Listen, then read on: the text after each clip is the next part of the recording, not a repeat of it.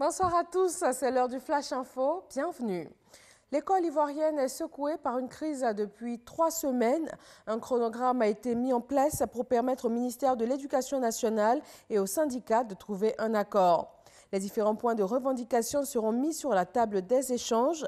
Il s'agit notamment de la suppression des cours de mercredi ou encore de l'indemnité de logement.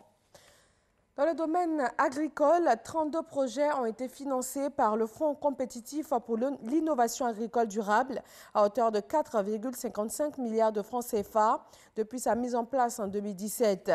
La journée de l'innovation agricole durable, dénommée Ginov, a permis de faire ce bilan et de dégager surtout des perspectives pour la modernisation du secteur agricole ivoirien.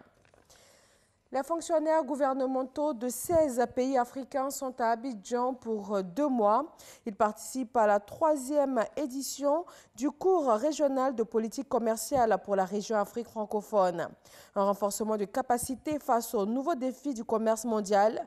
Et cette formation a démarré ce lundi. Elle est organisée par l'École nationale supérieure de statistiques appliquées, le ministère du Commerce, de l'Industrie et de la promotion des PME et l'Organisation mondiale du commerce. La Côte d'Ivoire relance ses réflexions prospectives pour une planification efficiente des projets publics. Une vingtaine de cadres issus des ministères, des institutions de la République et des organismes internationaux sont en formation à Djopé en vue de maîtriser les outils techniques de la prospective. Lansine Bakayeko.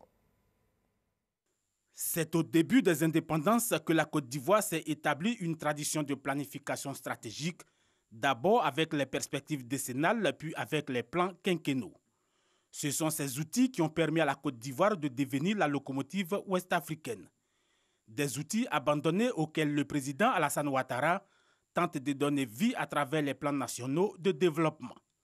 Malgré la longue expérience de réflexion prospective développée par les différentes équipes dirigeantes de la Côte d'Ivoire et le bel arrimage à la planification stratégique, la prospective reste encore un domaine peu connu, non seulement du grand public, mais également des cadres de l'administration.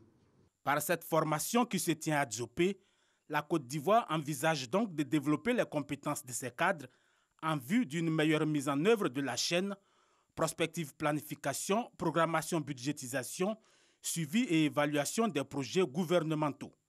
Il s'agit pour ces cadres de maîtriser les démarches et les méthodes de la prospective stratégique, en confronter les techniques par la pratique pour une action publique beaucoup plus efficace. Il s'agit avant tout de mettre ces cadres dans les étoffes de l'Ivoirien nouveau. Ce nouvel homme bien formé aux normes internationales, doté par conséquent d'une expertise dans divers domaines et dont les mentalités, attitudes et comportements sont favorables à la transformation de la Côte d'Ivoire en une puissance industrielle à l'horizon 2040. En replaçant la planification stratégique au cœur de son développement, la Côte d'Ivoire se met à l'abri des politiques d'urgence inefficaces et sans lendemain. Direction Kidal, dans le nord du Mali, la coordination des mouvements de l'Azawad, CMA, a édicté un nouveau règlement fin janvier. La vente et la consommation d'alcool sont interdites. Il faut un tuteur local obligatoire pour les étrangers et le rôle du juge islamique a été renforcé. La CMA, qui administre la ville, entend se substituer à l'État dans plusieurs domaines. À Goma, dans la province congolaise du Nord Kivu, 8 personnes ont été tuées dans la nuit du 16 au 17 février. Goma est régulièrement la cible de groupes armés, souvent difficiles à identifier. La police intervenue s'est rendue compte que les assaillants s'étaient déjà dispersés et les habitants reprochent aux autorités d'être intervenus trop tard. Et selon une plateforme de la société civile du Nord Kivu, c'est au niveau national qu'il faut se mobiliser contre l'insécurité dans la zone. Alors que le dernier bastion de l'organisation État islamique devrait tomber dans les prochains jours en Syrie, le président américain Donald Trump demande aux Européens de rapatrier leurs djihadistes prisonniers en Syrie. Il appelle l'Europe à juger ces quelques 800 ressortissants capturés par la coalition.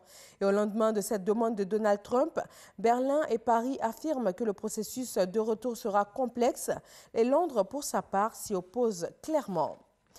Et c'est tout pour ce bref point de l'actualité. Place à l'info régionale. Quant à nous, on se retrouve pour le journal de 20h. À tout à l'heure.